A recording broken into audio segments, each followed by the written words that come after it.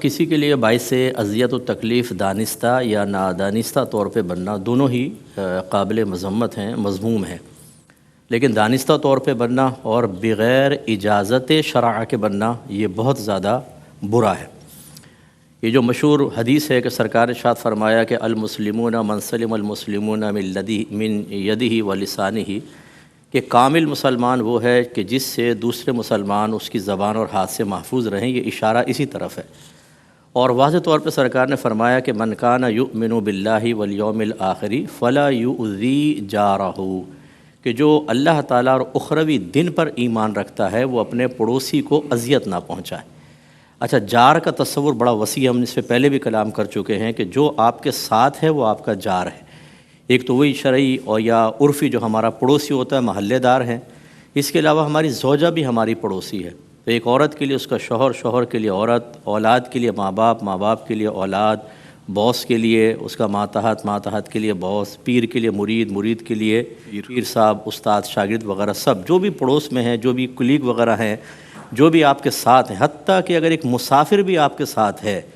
تو کوشش کرنی چاہیے کہ اس کو بھی اذیت و تکلیف نہ پہنچے۔ اور نبی کریم نے اس کو ایمان کی علامت قرار دیا کہ جو اللہ، اس کے رسول اور اللہ اور اخروی دن پر ایمان رکھتا ہے اپنے پڑوسی کو اذیت نہ پہنچائے۔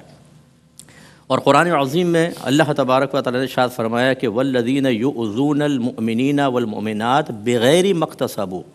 فقد احتملوا بہتانا واثما مبینا، کہ وہ لوگ جو مومن مردوں اور مومن عورتوں کو بغیر ما اکتسبوا، یہ بڑا پیارا ایک جملہ ہے کہ بغیر ان کے قصور کے تکلیف پہنچاتے ہیں، بعض اذیت بنتے ہیں، تو انہوں نے ایک بہت بڑا بہتان اور گناہ عظیم اٹھایا، یعنی اس کا وبال اپنے اوپر لیا۔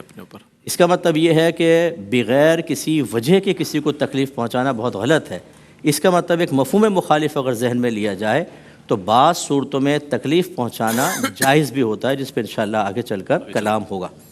اسی طرح نبی کریم صلی اللہ علیہ وسلم ایک دفعہ مسجد میں تشریف لائے، حضرت جابر رضی اللہ تعالیٰ عنہ اس کے راوی ہیں، تو نبی کریم صلی اللہ علیہ وسلم نے صحابہ کو مخاطب کر کے ارشاد فرمایا کہ لا یجہر بعضکم علی بعض فإن ذلک یؤذی المصلی، تم میں سے کوئی مسجد کے اندر کسی کے ساتھ بلند آواز سے باتیں نہ کرے، اس سے نمازی کو تکلیف ہوتی ہے۔ اسی طرح ہمارے وہ بھائی درس حاصل کریں کہ مسجد میں ذکر کرنا منع نہیں ہے، قرآن پاک پڑھنا منع نہیں ہے، لیکن اس انداز سے ذکر کرنا یا اس انداز سے قرآن پاک پڑھنا کہ نمازی کو اذیت اور تکلیف ہو، یا آپ کے نبی نے، ہمارے نبی نے منع فرمایا ہے۔ اب جو تکلیف ہوتی ہے وہ تین طرح کی ہوتی ہے، جسمانی تکلیف بھی ہوتی ہے، جیسے آپ نے ابھی روحانی تکلیف کا کافی اس میں آپ نے اشارہ فرمایا، جسمانی بھی ہے، روحانی بھی ہے، مالی ہے، تینوں لحاظ سے ہمیں توجہ رکھنی ہوگی۔ دو بس ایک چیزیں عرض کرتا ہوں، نبی کریم صلی اللہ علیہ وسلم نے جہاں انسانوں کو تکلیف پہنچانے کے بارے میں اشارہ فرمایا، وہیں جانوروں کو بھی منع کیا ہے۔ جیسے ایک اشارہ ہے کہ سرکار نے فرمایا کہ مجھے جہنم دکھائی گئی تو میں نے ایک عورت کو دیکھا کہ ایک بلی اس کا اگلا حصہ اور پچھلا حصہ نوچ رہی تھی، تو مجھے بتایا گیا کہ یہ وہ عورت ہے جس نے اس بلی کو باندھ دیا تھا،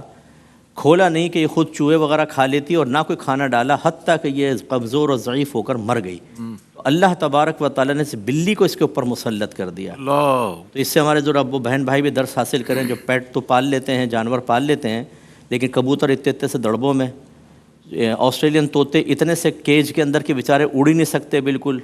اسی طرح بلی پال لی، کتا پال لیا، لیکن کھانا نہیں ڈال رہے ان کو، اور وہ کمزور بالکل پتلے دبلے سے ہو گئے ہیں، بچوں کے حوالے کر دیا، وہ تختہ مشق بنا رہے ہیں، کوئی بلی کا کان کھینچ رہا ہے، کوئی دم کھینچ رہا ہے۔ اور اسی طرح قربانی کے ایام آئیں گے ابھی بعد میں، آپ دیکھیں بچوں کے ہاتھ میں جانور دے دیتے ہیں، جو گلی کے اندر ان کا کنڈا کر رہے ہوتے ہیں اور بیڑا غرق کر رہے ہوتے ہیں اور اپنے نامہ اعمال میں گناہ لکھوا رہے ہوتے ہیں۔ چلو چھوٹے بچے تو مکلف نہیں ہیں،